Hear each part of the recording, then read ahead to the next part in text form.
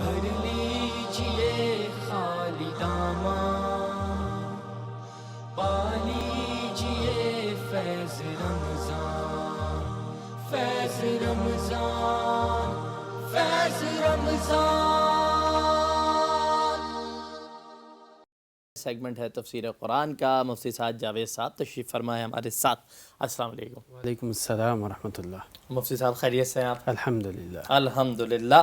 اور روز ہم محسوس کرتے ہیں مفتی صاحب جب آتے ہیں تو گرمی کی شدت نے آپ کو بڑا پریشان کر رکھا ہوتا ہے، لیکن اس کے باوجود آپ وقت کو مینیج کرتے ہیں، آپ یہاں آتے ہیں۔ اللہ تعالیٰ آپ کا آنا قبول فرمائے۔ اور ناظرین کرام، رمضان کی جو تیز رفتاری ہے اس کا عالم یہ ہے کہ میں نے مفتی صاحب سے پوچھا کہ مفتی صاحب کون سا روزہ ہوا ہے، 13واں ہوا ہے یا 14واں ہوا؟ تو مفتی صاحب نے بتایا جی 15واں روزہ آج ماشاءاللہ ہم افطار کریں گے۔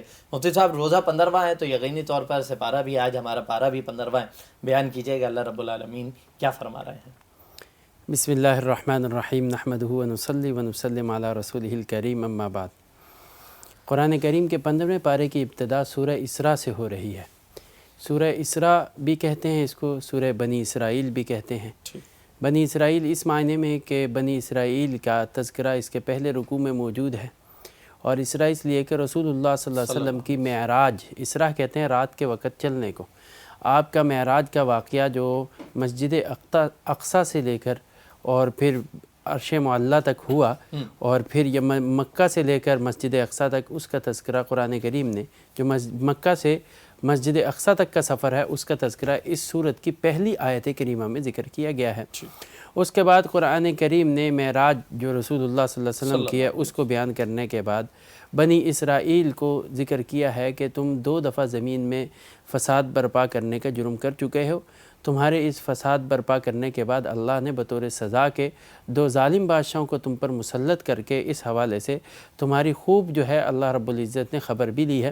اب بھی باز آ جاؤ، تنبیہ حاصل کر لو، ورنہ دوبارہ تمہارے ساتھ وہی کچھ گزر سکتا ہے۔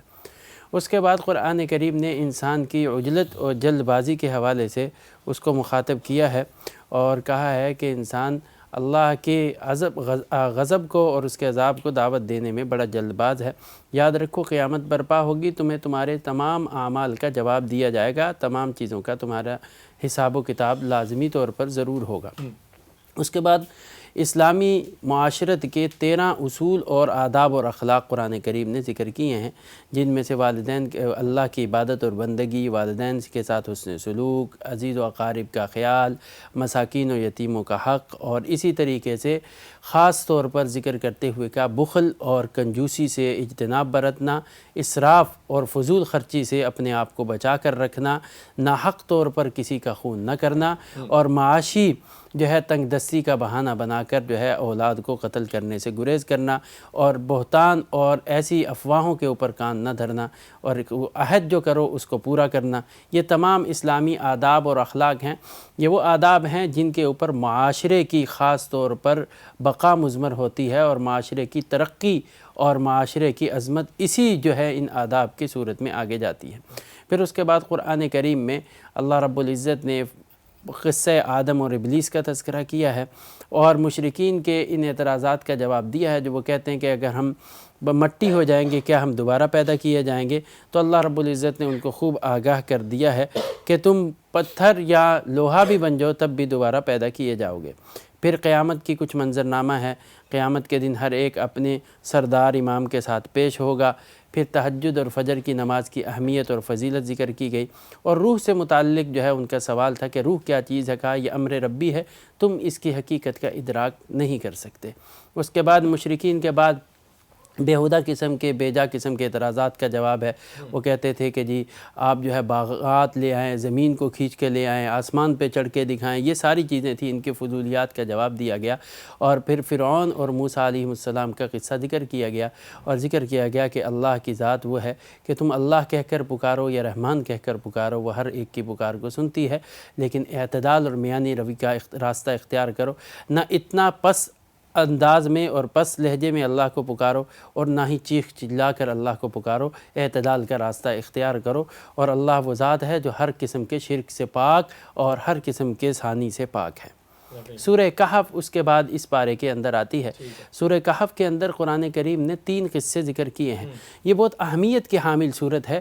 رسول اللہ صلی اللہ علیہ وسلم نے فرمایا کہ جو اس صورت کی جمعے کے دن تلاوت کرے گا 2 ہفتوں کے درمیان اللہ اس کو ایک نور کا حالہ عطا فرمائیں گے جو فتنوں سے اس کی حفاظت فرمائے گا، اور فرمایا جو اس کو معمول بنائے گا اس کی آخری 10 آیتوں کو تلاوت کرنے کا، اللہ اس کو دجالی فتنوں سے محفوظ فرما دیں گے۔ اس لیے اس صورت کے پڑھنے کا اہتمام ضرور کرنا چاہیے۔ اس صورت کو علماء کرام نے پورے مضمون کو لے کر کہا ہے کہ یہ دراصل صورت معرکہ ایمان اور مادیت کا ایک جو ہے قصہ بیان کرتی ہے۔ ایک طرف مادیت اپنی تمام تر حشر سامانیوں کے ساتھ موجود ہے، دوسرا ایمان اپنے تمام جذبات کے ساتھ جلوہ افروز ہے۔ نظر آتا ہے کہ کس طریقے سے ایمانی قوت جو ہے مادیت کو شکست دیتی ہے، اور مادیت باوجود اپنے تمام اسباب و متاع کے ایک ایمان والے کے سامنے سرنگوں ہو جاتی ہے۔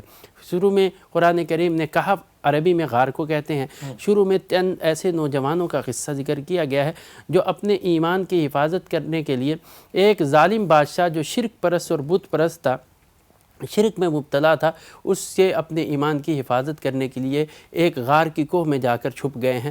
وہ بادشاہ نے اسے ابتداءً انہیں لالچ دے کر شرک کی طرف لانے کی دعوت دی، اور پھر بعد میں دوست دھمکی کے ساتھ انہیں توحید سے ہٹانے کا طریقہ اختیار کیا۔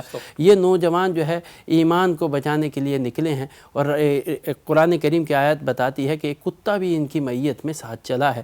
یہ نوجوان جا کر ایک غار میں پناہ گزین ہوئے، اللہ نے ان پر نیند طاری کر دی، اور یہ 3 صدیوں تک سوتے رہے۔ 309 سال قرآن کریم نے ذکر کیا ہے، سوتے رہے۔ 309 سال کے بعد اللہ نے بیدار کیا، منظرنامہ تبدیل ہو چکا تھا۔ مشرک جو بادشاہ تھا، دقیانوس نام آتا ہے تاریخ میں، اس کی جگہ ایک موحد بادشاہ جو ہے وہ آ چکا تھا، لیکن قوم ابھی تک شرک میں مبتلا تھی، وہ توحید کی اور آخرت کی منکر تھی۔ بادشاہ کو اللہ نے تائید کے لیے، بادشاہ کے لیے ان کو دوبارہ اللہ نے بیدار کیا۔ یہ اٹھے، پکڑے گئے، بادشاہ نے ان کو پیش کر کے جو ہے کہا دیکھو یہ اللہ کی قدرت ہے۔ قوم بھی ان کی اس معجزانہ واقعے کو دیکھ کر مسلمان ہو گئی۔ قوم نے اس کو دیکھ کر جو ہے یہ فیصلہ کیا کہ جہاں پر یہ 3 صدیاں سوتے رہے وہاں ایک یادگار تعمیر کی جائے اور ایک جو ہے عمارت بنائی جائے۔ قرآن کہتا ہے کہ انہوں نے فیصلہ کیا کہ ہم یہاں پر ایک مسجد تعمیر کرتے ہیں، ایک عبادت گاہ بناتے ہیں۔ بہرحال قرآن کریم نے ساتھ میں یہ ترغیب دی ہے، کسی بھی چیز، کسی بھی واقعے کو بیان کرنے سے پہلے جو ہے، کسی سے وعدہ کرنے سے پہلے انشاءاللہ ضرور کہا کرو، اللہ پر اس وعدے کی تکمیل کا جو ہے فیصلہ چھوڑا کرو، اپنے اوپر نہ لیا کرو۔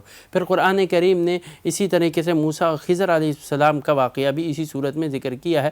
جب اللہ کی طرف سے علم ہوا موسیٰ علیہ السلام کو، سمندر کنارے ایک صاحب علم رہتے ہیں اور ان کا علم وہ ہے جو میں نہیں جانتا، تو موسیٰ علیہ السلام اللہ سے اجازت لے کے خضر علیہ السلام کے پاس علم حاصل کرنے کے لیے گئے ہیں۔ خضر علیہ السلام نے اس علم کے متعلق موسیٰ علیہ السلام کو کہا کہ آپ اس کا ادراک اور حقیقت نہیں جان سکتے۔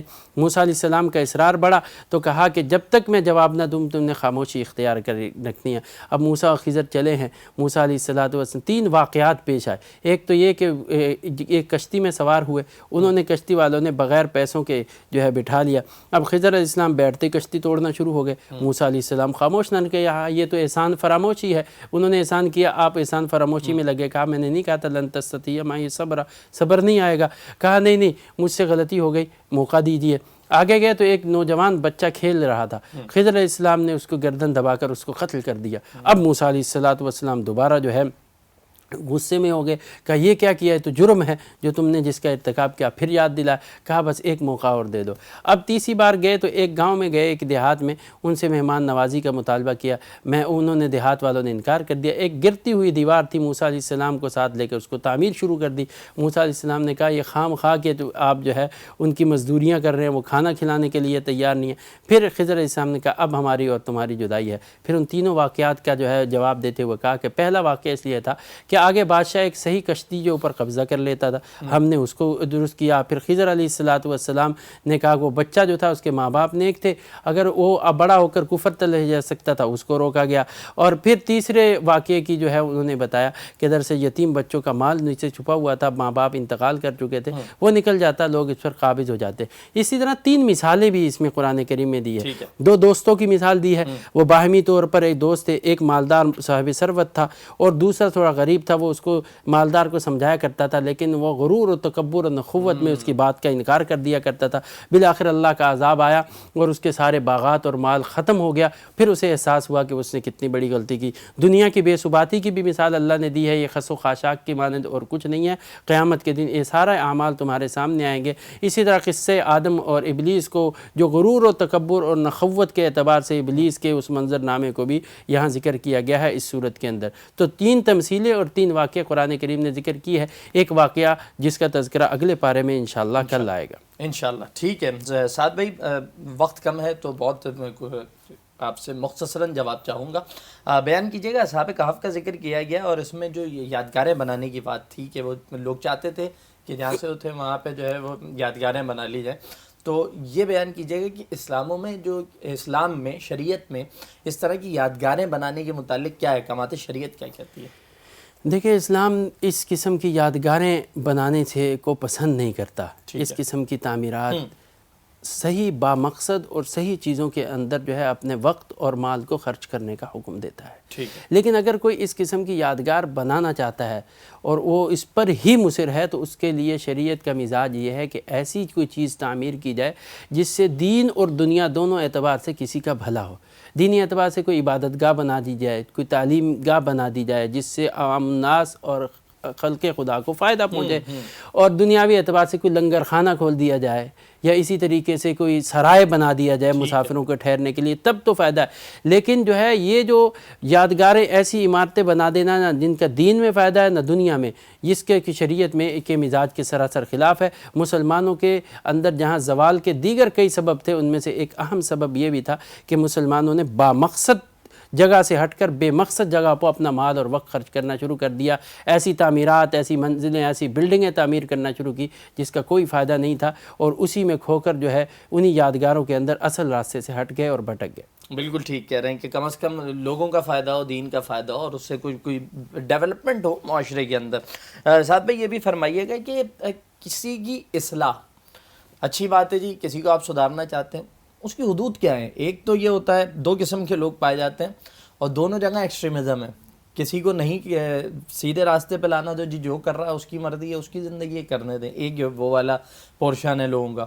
دوسرا وہ ہے جو حد سے زیادہ تجاوز کر جاتے ہیں کہ نہیں جی ڈنڈے کے زور پہ تمہیں تو ہم نے صحیح کرنے کا ٹھیکہ اٹھا رکھا۔ اس پہ ذرا بتا دیں کہ اعتدال کی راہ کیا ہے، اس کی بارڈر لائن کہاں پر ہے؟ دیکھیں، وہ لوگ تو بالکل سراسر راستے سے ہٹے ہوئے ہیں جو کہہ رہے جی یہ کسی کو اس کی زندگی کے اندر جو ہے انٹرفیئر ہی نہیں کرنا چاہیے، وہ جو کرے، جیسا کرے، جس طرح کرے۔ یہ شریعت اور اس امت کے مقصد کے خلاف ہے۔ اس امت کا مقصد ہے کہ خیر امت اخرجت للناس تأمرون بالمعروف وتنہون عن المنکر، اچھائی کی تعلیم دیتے ہو، برائی سے روکتے ہو۔ تو یہ امت محمدیہ کے مقاصد میں سے ایک مقصد ہے۔ تو یہ کہہ دینا کہ جی ہر ایک کی زندگی ہے، لائف ہے، جو چاہے کرے، کسی کو کوئی اختیار نہیں، یہ تو بالکل غلط بات ہے۔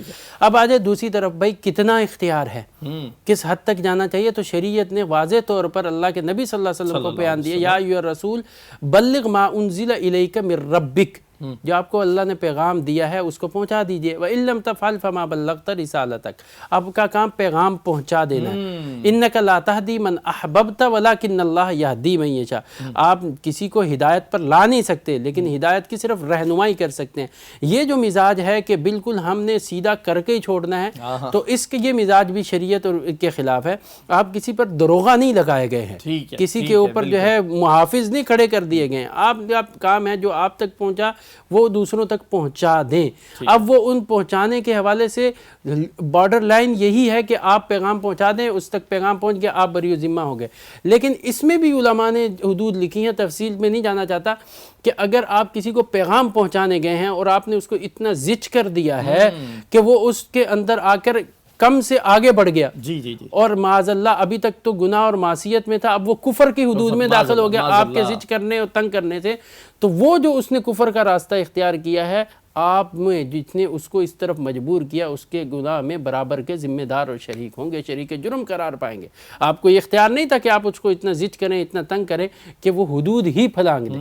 اس نے جو حدود پھلانگی ہے وہ آپ کی وجہ سے پھلانگی ہے، لہٰذا ایسے موقع پر دعوت و تبلیغ کے اصولوں میں لکھا ہے کہ جہاں کسی کے متعلق خدشہ ہو کہ یہ حدود پھلانگ جائے گا، وہاں دعوت دینا جرم ہے، دعوت دینا عبادت نہیں ہے۔ اچھا جی، تو وہاں ریئیکشن کا جہاں پہ ڈر ہو تو تھوڑا سا آپ اپنے آپ کو بیک فٹ پہ لے آئیں۔ ٹھیک ہے، ٹھیک ہے۔ اور بالکل، اور دائی کا تو جو انداز ہوتا ہے وہ تو محبت اور شفقت کے بغیر تو ہے ہی ادھورا نا، وہیں سے تو چیزوں کا آغاز ہوتا ہے۔ سعد بھائی بہت شکریہ تشریف لانے کے لیے، ہمارے سوالات کے جواب دینے کے لیے۔